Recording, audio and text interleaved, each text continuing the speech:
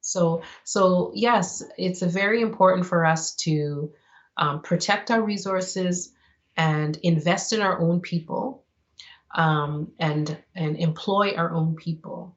Um, it's extremely important to our advancement as a people and the power that we hold. All right. I think also it's important what you said before, which is about storytelling. That I found it very important. Of course, I wanted to touch about that as we are moving towards the end of the conversation. Mhm. Um, how much do you think we should be talking about our story as Africans in the diaspora? Because, of course, our story now help us to understand, help us to clarify some myth, that, okay, a number of times I've interviewed professors of histories in the United States, particularly of African origin, but also of other people.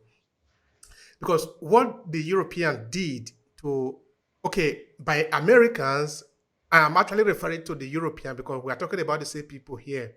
Of course, they understand that they are the same people. And that is why we, African diaspora, we are also the same as Africans in Africa because we know that we are the same people. So in this engagement, Africans are European. That is why I'm just saying European. Okay.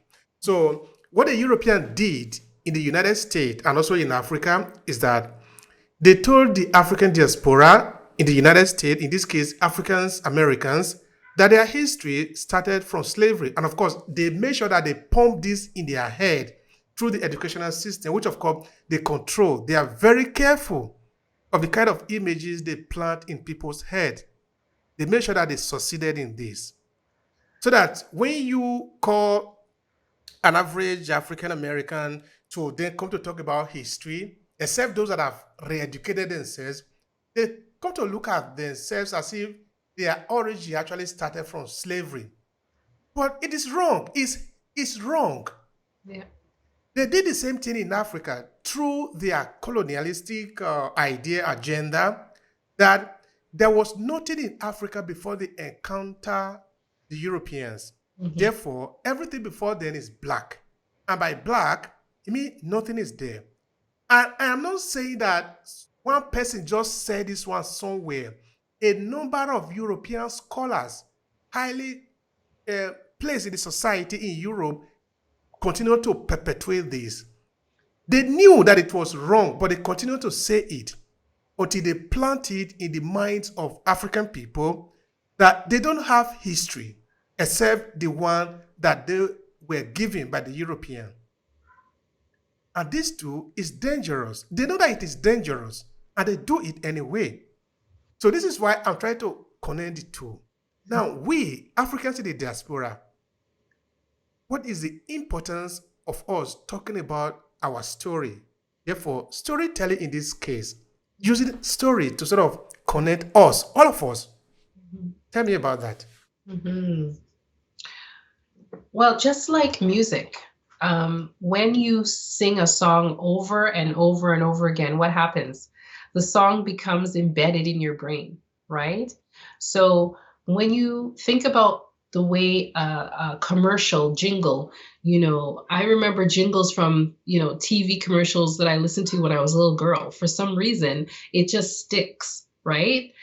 Because it was, repeated over and over again, to the point where it's in your long-term memory, right? We need to do the same thing with our history. We need to first of all educate ourselves about it, and then we need to repeat it and repeat it and repeat it and put it in a format that's palatable for our people. So another reason why that jingle, that commercial sticks in your mind is because it is in a format like poetry or something short and sweet that makes sense, right? So we're dealing with the human mind here. So we can't, dismiss the way our minds work. We have to understand the way our minds work.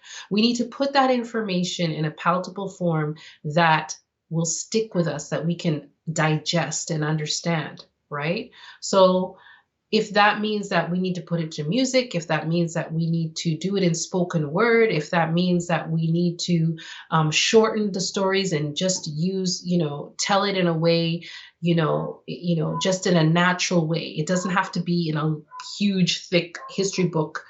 Some people can digest that and some people can't, right? So we need to put it in a way, and I'm speaking as a teacher now. When I teach children, I understand that what works for one student doesn't work for another student, right? So I need to put it in a format that they understand and that they can digest.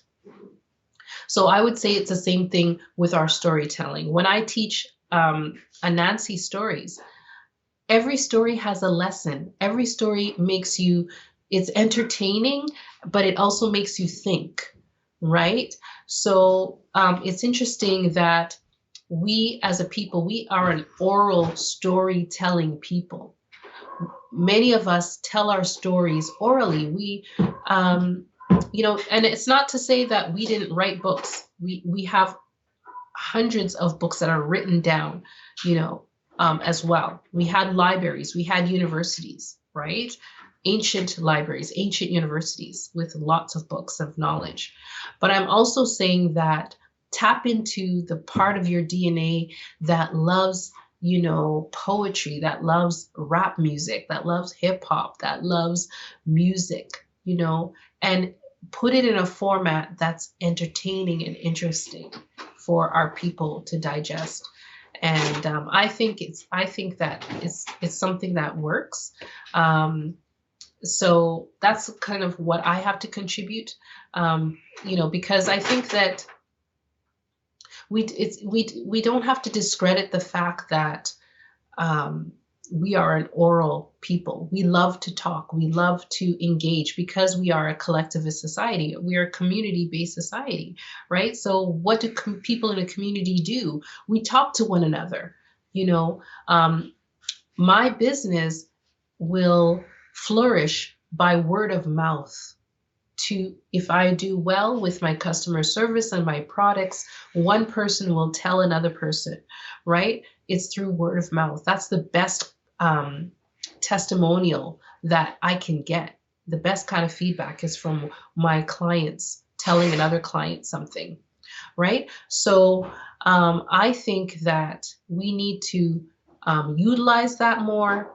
How can people connect with you? I want you to use these few seconds to promote your business. How can people reach out to you? Where can they find you and things like that? Yes, thank you so much. Made with Sankofa is on Instagram at Made with Sankofa. And we're also on Facebook. You can find our Facebook page as well at Made with Sankofa. Onyxstasia, African Diaspora Productions. You can see some of my designs and what I do on Instagram as well at Queen Kahmaria, KWEEN KAHMARIA. What would be your final thought here, considering what we have talked about today? Because it's not the last conversation that we are going to have, but for today, this is where we are going to cut it. You tell me, what would be your final thought, the conclusion? It might be a message or anything you want to add to conclude the conversation. Please go ahead and do that. My last thought would be that my two businesses, the focus is restoration. Being in the diaspora, we go through life, we go through our journey, and we tend to pick up negative things along the way. So for me, restoration is very important. So restoration in mind, body, and spirit. So whether that be through your body, the clothing you wear, whether that be your mind through education, or whether that be your spirit, your wellness through your nutrition, restoration is the key. Restoration back to greatness, into greatness, for greatness is kind of how I live my life, is kind of how it's the focus of my businesses. So restoration, think about what have I lost and what do I have to gain by going back and fetching it. That's what Sankofa is to me, returning and fetching, restoring. I know that maybe probably on another episode, we're going to talk about your journey in Africa, how you you manage to reconnect. That is an important conversation, but that is going to be for another day. Thank you so much, Kahmaria. It's has been a pleasure here to talk to you. Thank you very much. Thanks so much for inviting me on. Thank you.